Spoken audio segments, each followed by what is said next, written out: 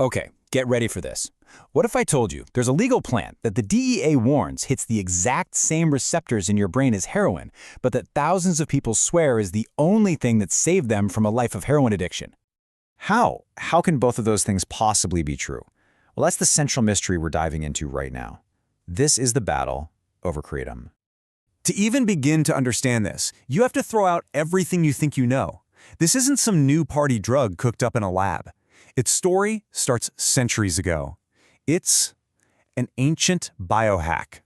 For literally centuries, farmers and laborers out in the fields of Southeast Asia would just chew on the fresh leaves of the kratom tree. But they weren't trying to get high. They were trying to work. It was a tool, a mild stimulant to fight off that crushing fatigue.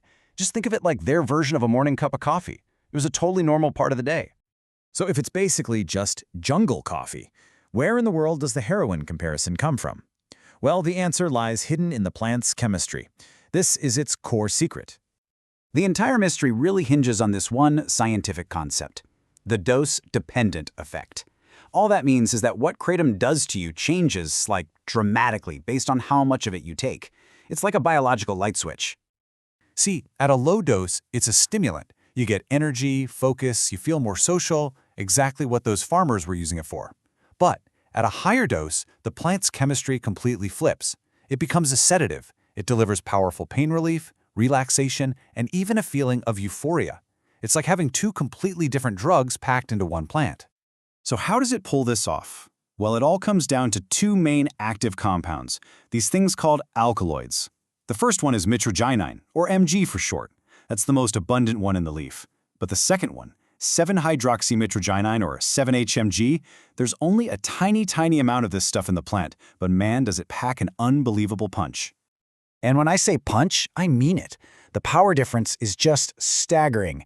Research shows that 7-HMG binds to the body's opioid receptors with an affinity that is 46 times stronger than the main compound.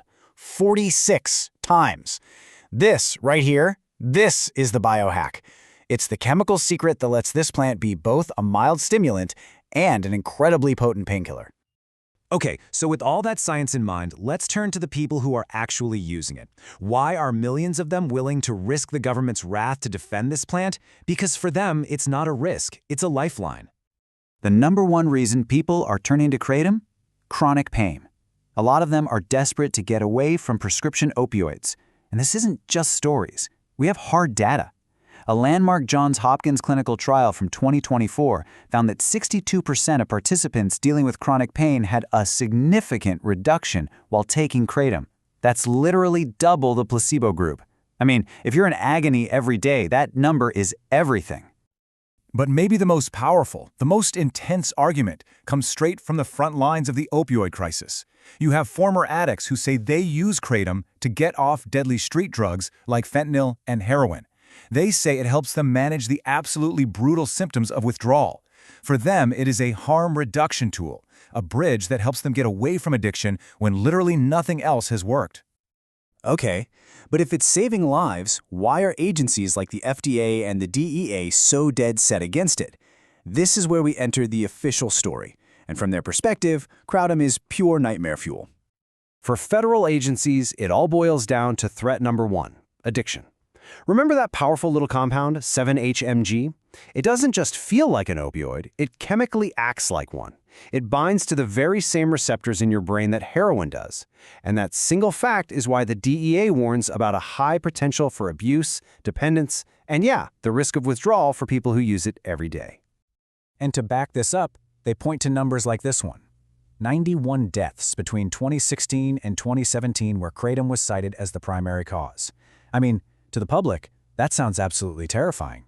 Case closed, right? Well, not so fast, because when you actually dig into that data, the story gets a whole lot murkier. Turns out, of those 91 deaths, 84 of them involved other, far more dangerous drugs. We're talking fentanyl, heroin. Only 7 cases had kratom listed as the only substance they found. So, was it the kratom, or was it the deadly cocktail? And this leads us right into the second huge threat: the Wild West market. Because kratom is sold as an unregulated supplement, it has zero FDA oversight.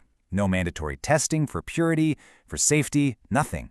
You have no idea what is actually in the bag you're buying. And sure enough, investigations have found products contaminated with heavy metals like lead and even bacteria like salmonella.